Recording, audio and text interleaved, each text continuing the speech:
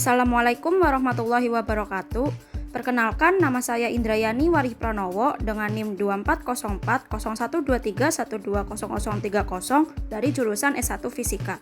Pada kesempatan kali ini, saya akan menjelaskan mengenai hubungan biologi dengan fisika dari mata kuliah biologi dengan dosen pengampu Bapak Jumari SSI MSI.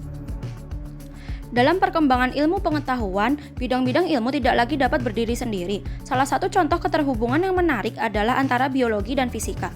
Pada pandangan pertama, keduanya tampak seperti dua cabang ilmu yang berbeda. Biologi mempelajari kehidupan, sementara fisika berkutat dengan materi dan energi. Namun, di balik perbedaan itu, fisika sebenarnya menjadi dasar penting untuk memahami berbagai fenomena biologis. Hubungan ini menghasilkan cabang ilmu baru yang dikenal sebagai biofisika.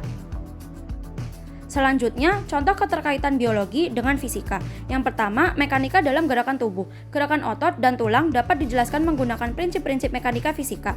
Hukum Newton menjelaskan bagaimana gaya bekerja pada tubuh. Hukum pertama Newton menjelaskan otot membutuhkan gaya untuk memulai atau menghentikan gerakan. Hukum kedua Newton menjelaskan besarnya gaya yang dihasilkan otot mempengaruhi percepatan gerakan tubuh. Dan hukum ketiga Newton menjelaskan saat kita berjalan, kaki mendorong tanah adalah bentuk dari aksi dan tanah memberikan dorongan balik adalah bentuk reaksinya. Yang kedua, termodinamika dalam metabolisme. Proses metabolisme dalam tubuh makhluk hidup mengikuti hukum termodinamika. Hukum pertama termodinamika menjelaskan energi dari makanan diubah menjadi energi kimia atau ATP yang kemudian digunakan untuk aktivitas tubuh seperti berpikir, bergerak, dan bernapas. Dan hukum kedua termodinamika menjelaskan ketika energi digunakan, sebagian energi dilepaskan dalam bentuk panas serta meningkatkan entropi dalam sistem biologis. Yang ketiga, elektromagnetisme dalam sistem saraf. Sistem saraf mengandalkan sinyal listrik untuk mengirimkan informasi antara otak dan tubuh. Mekanisme ini dapat dijelaskan dengan prinsip elektromagnetisme. Pada impuls listrik, pergerakan ion natrium dan kalium melintasi membran sel saraf menciptakan potensial listrik yang memicu impuls saraf.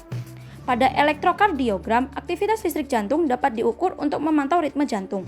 Teknologi seperti MRI juga menggunakan prinsip medan magnet dan gelombang radio untuk memetakan struktur internal tubuh secara non-invasif. Yang keempat, optik dalam penglihatan. Penglihatan manusia dan hewan dapat dijelaskan dengan prinsip optik. Pada pembiasan cahaya yang memasuki mata dibelokkan oleh kornea dan lensa untuk membentuk bayangan di retina. Penggunaan lensa, kacamata atau lensa kontak dirancang berdasarkan prinsip optik untuk memperbaiki penglihatan yang kabur. Penemuan seperti mikroskop juga memungkinkan para ilmuwan mempelajari sel dan mikroorganisme secara detail dengan menggunakan teknologi optik dan biologi. Yang terakhir, fisika kuantum dalam biologi molekuler. Pada tingkat molekuler, fisika kuantum menjelaskan banyak proses biologis. Yang pertama, fotosintesis. Tumbuhan menyerap energi cahaya melalui proses yang melibatkan eksitasi elektron di molekul klorofil. Yang kedua, mutasi DNA. Perubahan struktur DNA dapat terjadi akibat pergerakan partikel subatomik seperti proton atau elektron. Fenomena ini membuktikan bahwa di tingkat terkecil, prinsip fisika kuantum turut membentuk dasar kehidupan. Selanjutnya, biofisika. Biofisika adalah bidang ilmu yang mempelajari fenomena biologis menggunakan metode dan prinsip fisika.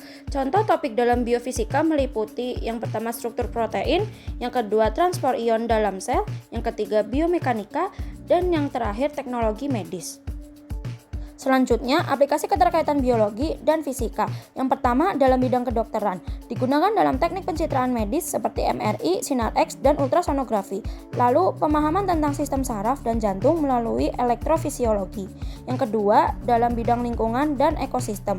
Digunakan dalam studi tentang siklus energi dalam ekosistem berdasarkan termodinamika, lalu pemodelan arus laut dan udara yang mempengaruhi kehidupan makhluk hidup. Yang terakhir, dalam bidang nanoteknologi. Digunakan dalam pengembangan alat di tingkat molekuler untuk penelitian biologi, seperti sensor untuk mendeteksi penyakit. Berikut adalah kesimpulan yang bisa diambil dari materi yang sudah disampaikan sebelumnya.